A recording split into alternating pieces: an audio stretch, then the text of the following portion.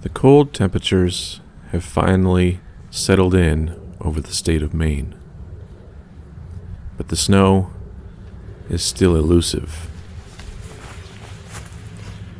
I've almost given up the thought that this will be the epic snowmobile season that I was hoping for. But I do have one bucket list item, and it seems that the weather may be starting to cooperate. What I want to do this winter is the exact same thing that I do during the summer. I want to use my snowmobile in the same way I use my motorcycle. I want to be able to take it out in the woods and spend the night. Winter camping may not be for the faint of heart. There's a lot that can go wrong. And while there are parts of the state that currently do have snow, they are a few hours away from me. I've decided that I don't necessarily want to take my snowmobile, drive 2 hours away from my house, offload it, rumble off into the woods, and try and spend the night with untested gear. So while I know this is the Dual Rider channel, I won't be riding anything today. Today's a test. And with temperatures forecasted for the single digits, it's the perfect time to see if I can do it.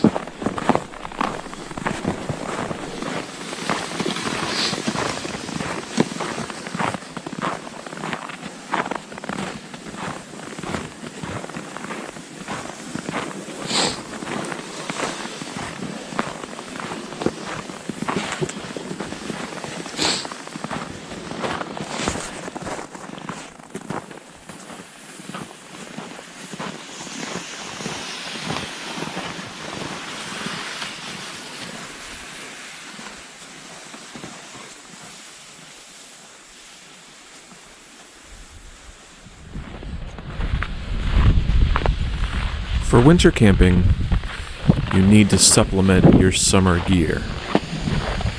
And I think there really are only three things that you absolutely have to have.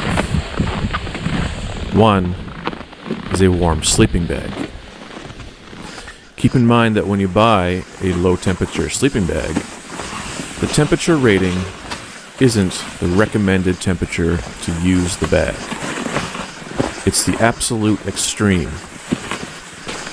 It's the lowest temperature you can use the bag and expect to survive.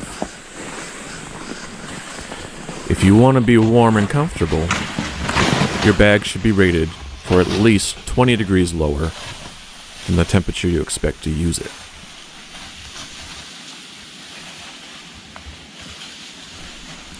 The second thing that you should really have is a sleeping pad. And this needs to be a bit more extensive than your summer pad. Even if you have a really nice sleeping bag, sleeping bags insulate you due to their puffiness, their loft. The loft traps air, and ironically, trapped air is a really good insulator. But as you lay on the bag, you're compressing all the air out of the insulation with your body weight. Your sleeping pad will give you the extra insulation you need to stay warm. And don't skimp. It's very important if you want to be comfortable. The third thing that you really should have are realistic expectations. If you come out in single digits expecting that your gear is going to keep you nice and toasty warm the entire time you're out here, you're going to be mistaken. You will have chores to do around the campsite where you will have to take off your gloves. and your hands will get cold. At night, when you need to step away from the fire, everything is going to get cold. Expecting that it's going to happen means you'll be better prepared for when it does.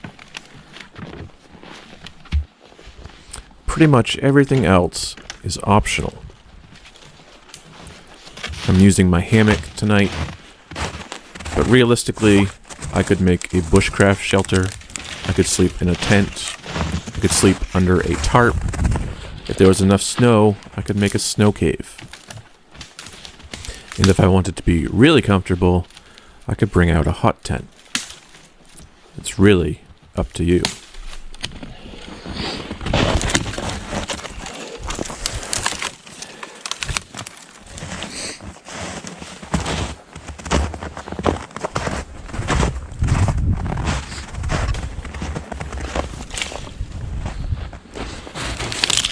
In this area, I'm really spoiled for firewood. I could spend a month out here and not burn at all. And knowing that I'm going to be setting up my hammock, dealing with a lot of knots, I'm kind of expecting my hands to get a little cold, and I want to have a way of warming them up. So the first thing I do when I get there is start collecting firewood. Collecting enough firewood to stay warm out here for any amount of time is probably going to be your most time-consuming chore. And if you're doing it by hand, plan on 2 to 3 hours. I don't plan on doing it by hand.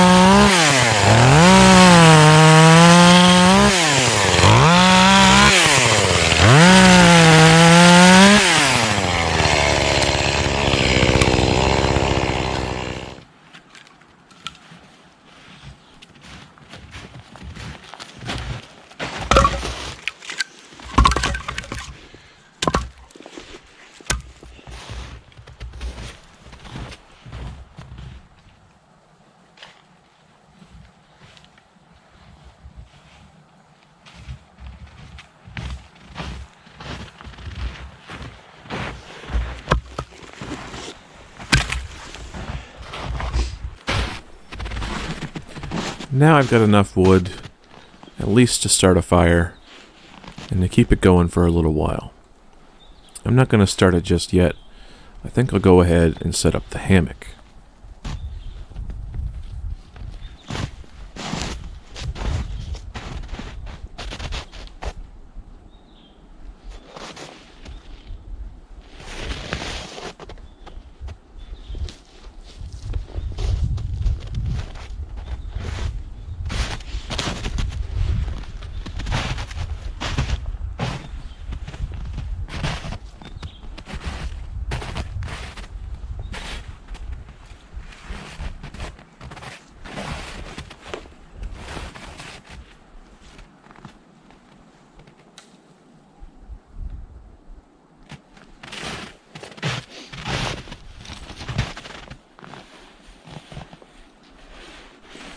Now you don't necessarily want to drag your hammock all through the snow, so draping it over your shoulders keeps it up off the ground. I do a mediocre job at this.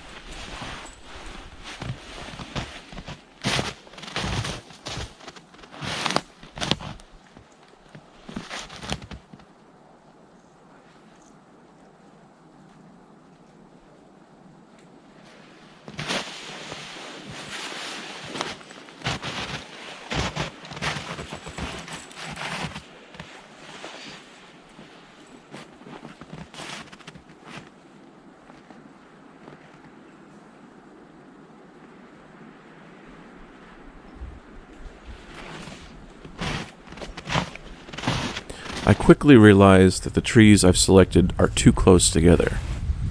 Luckily, there's another tree for attempt number 2.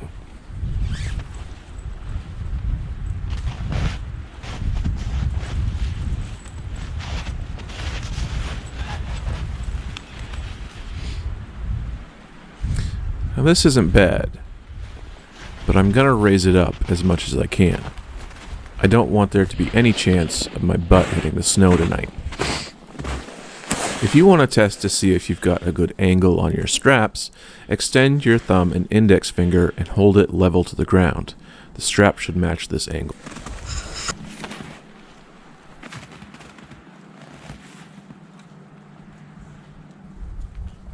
It is recommended that you use your bug net even in winter.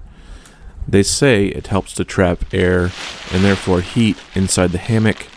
I can't imagine it's much, but I'm gonna go with it. You've got some options when it comes to tarps. Usually, with this tarp, based on its size, I'm guessing it's supposed to be diagonal. In the best setups, you have a big enough tarp so you can hang it as a rectangle and actually fold in the ends, really reducing the amount of wind that can come and run across the hammock.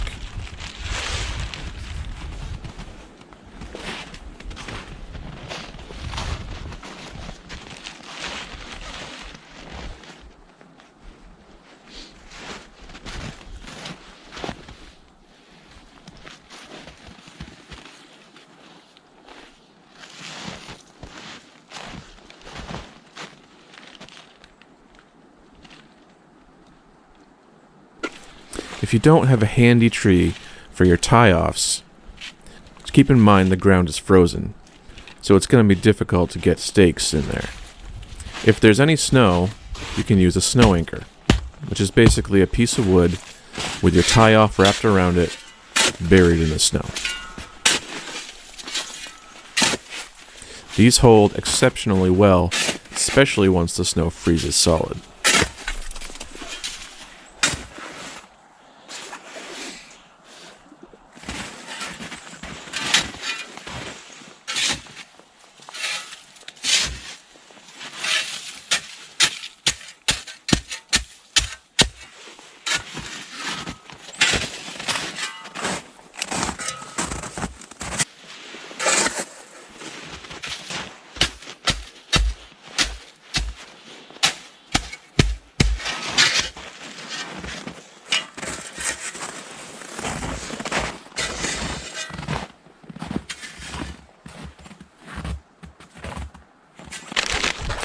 You want your tarp to be as low and as tight to the hammock as you can get it and still feel comfortable.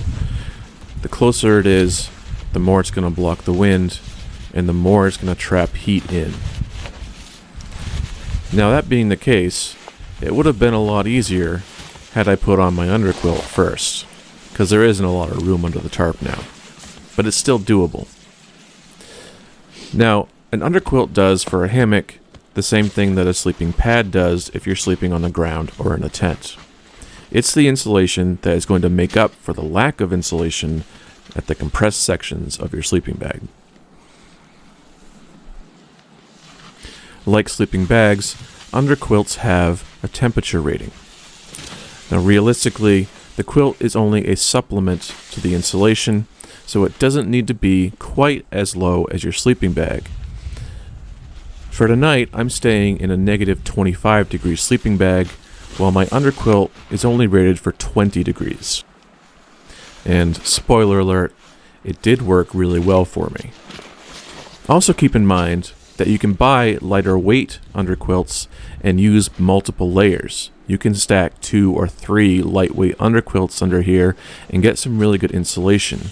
That also allows you to fine-tune your gear loadout based on the temperature that you're going to be staying at.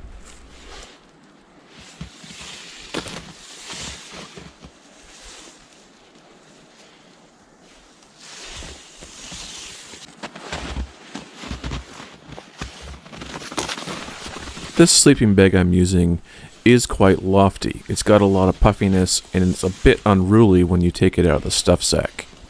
So I'm finding it a lot easier to deploy when you put the entire stuff sack into the hammock and then pull the sleeping bag out.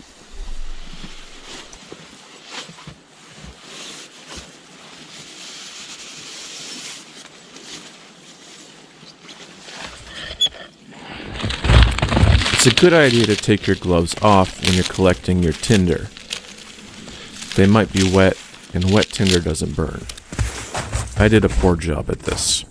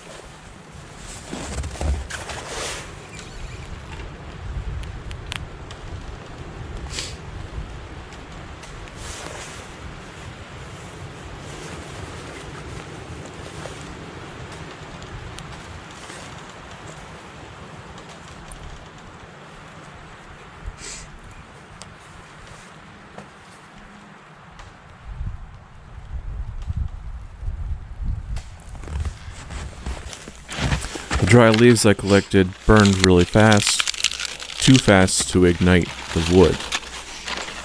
And once again, birch bark proves its worth as the best fire starter.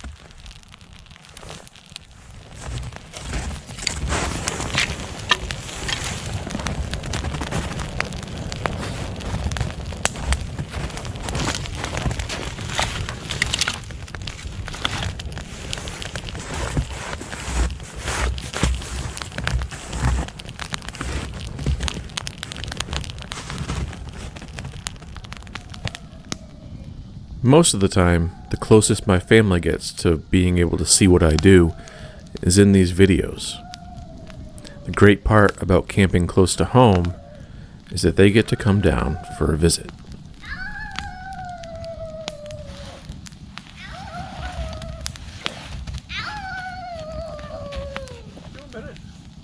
We were pretending to be like coyotes. Yeah?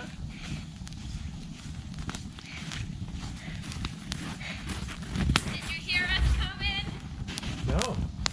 We didn't sneak up on you, did we? No. Probably not. I was gonna say if I Nice could spot, put Daddy. Yeah. on the fire. Pretty happy with it. Careful, Bennett. Careful. He wants to throw some wood on your fire. My dad.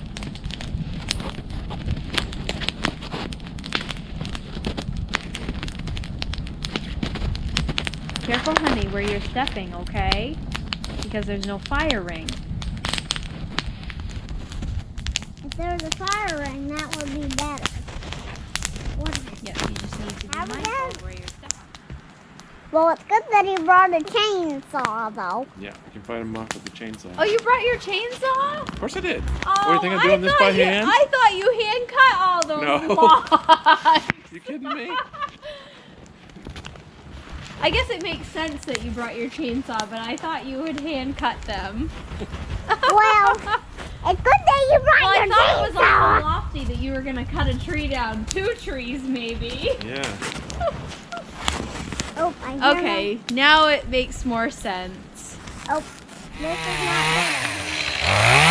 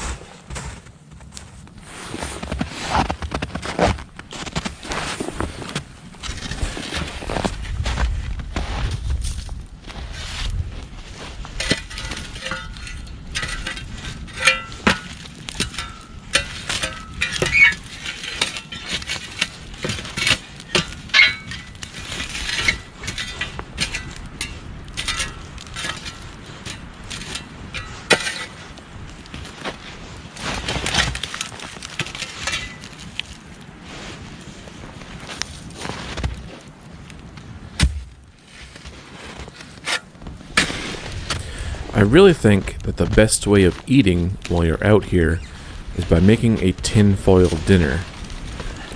These dinners, you do all the prep at home, and then you just throw it on the fire. This meal has Italian hot sausage, green peppers, onions, and potatoes. But you can add pretty much anything you want.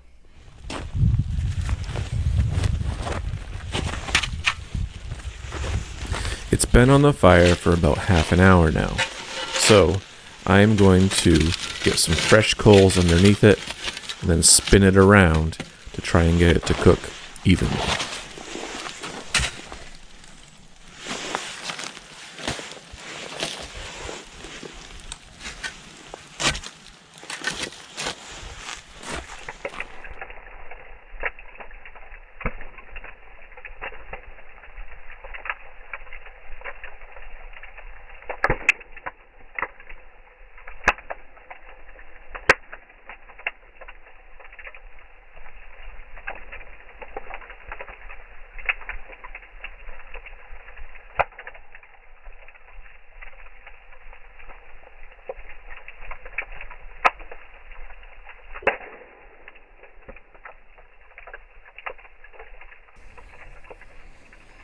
The finished product from a well-prepared tinfoil dinner is absolutely delicious.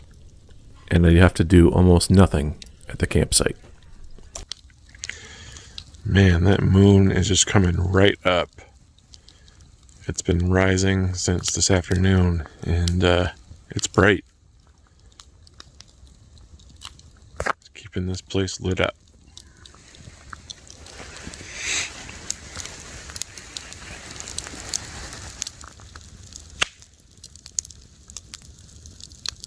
So it's well after midnight right now. Probably close to 12:45. The fire is definitely burning down. I've gone through all the wood that I collected.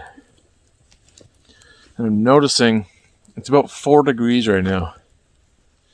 Whenever I step away from this fire for any amount of time, everything gets really cold. My face gets cold, my hands get cold, feet, everything. This fire has been my lifeline for quite a while now. And when I move away from it, things get serious.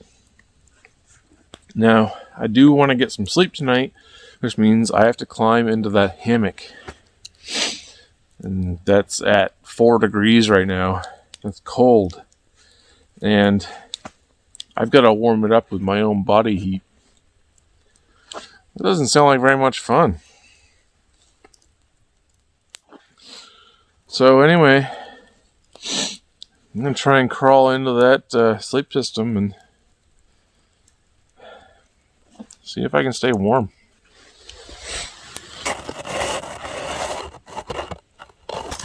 There. It doesn't feel too bad, actually. That's kind of nice. I'm going to take my heavy gloves. I have not been wearing them. I've just been wearing my lightweight gloves. And that's been fine for working and being around the fire. It's good. But I'm going to bring these gloves into the sleeping bag with me. So once everything gets warmed up, if my feet get cold, hey, I'll put my feet in these gloves and see if that'll keep them warm.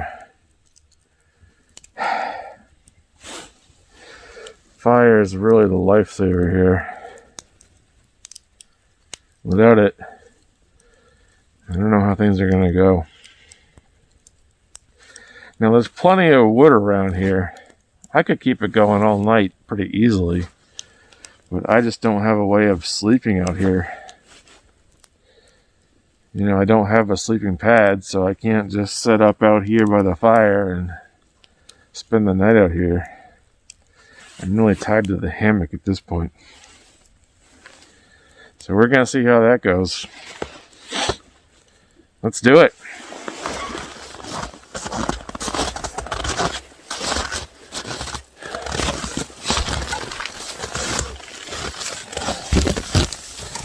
All right.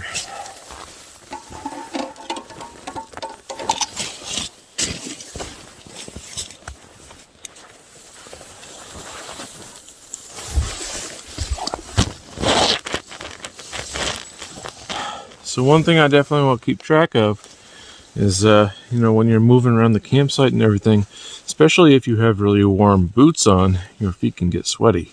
And that's not a good thing if you want to climb into your sleeping bag. So I have a pair of socks here just for sleeping. I only put them on when I'm in my bag. These are much warmer socks than what I have on right now. I just have regular socks on. Now, I don't have warm boots. All I have is just some hiking boots, uninsulated, so my feet have not been hot at all. So that's not really a concern, but I think I'm still going to put these on to try and keep my feet warm. If I had a tent, this would be easier.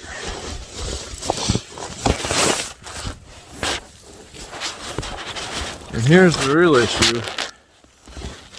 I'm going to take my gloves off and put them up here. Well, where am I going to put them? I guess I'll put them in my pants pocket. I'm going to take my water bottle, which has been sitting by the fire. It's kind of warm. I guess I'll put that in my sleeping bag. Now, my outer layers need to come off. What am I going to do with them? Hang them off a tree? No. I think I'll stuff them up in the foot of my hammock.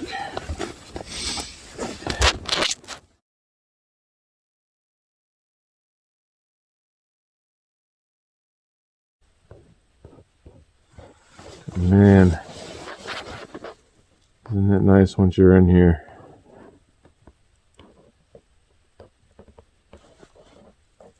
Nice and cozy.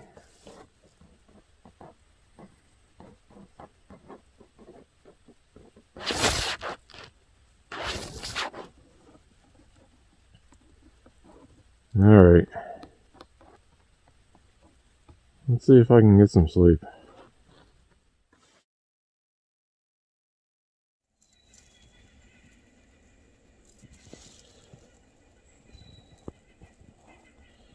Well, that actually wasn't too bad. I stayed pretty warm, which is kind of surprising, actually. But yeah, my feet got a little cold, but I got some sleep, which is great. I don't feel that bad. It was a good night. Now I gotta get up. I'm not really looking forward to that.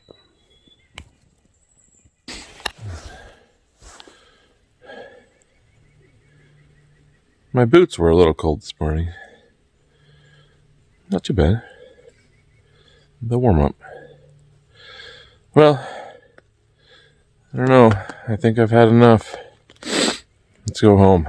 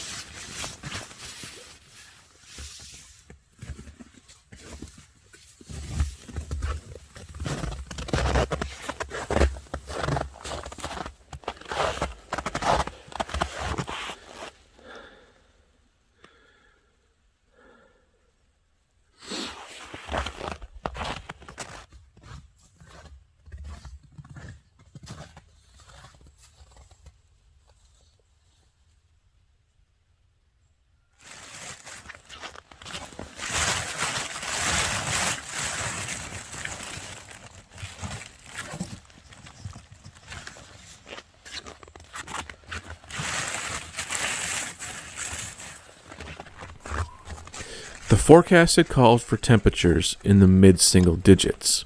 In actuality, it got down to -2. At that temperature, my electronics really began to suffer.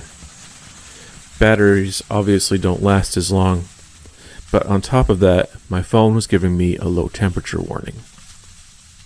More importantly, I do have a Garmin InReach for emergencies. That too was giving me a warning that it was about to shut off if it got any colder. I don't necessarily need to come out again in these super low temperatures, but it's nice to know I can, and it's nice to know the limits of the things that I'm bringing with me. So that's pretty much it for this video. Thank you very much for watching, and I'll see you next time.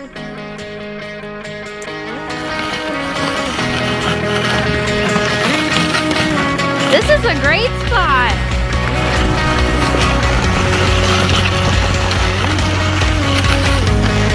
What do you think, Daddy?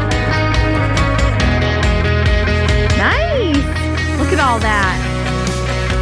Perfect, Daddy. You don't really have to do anything. We have to move. That's great. Hi, Wibby. Hi.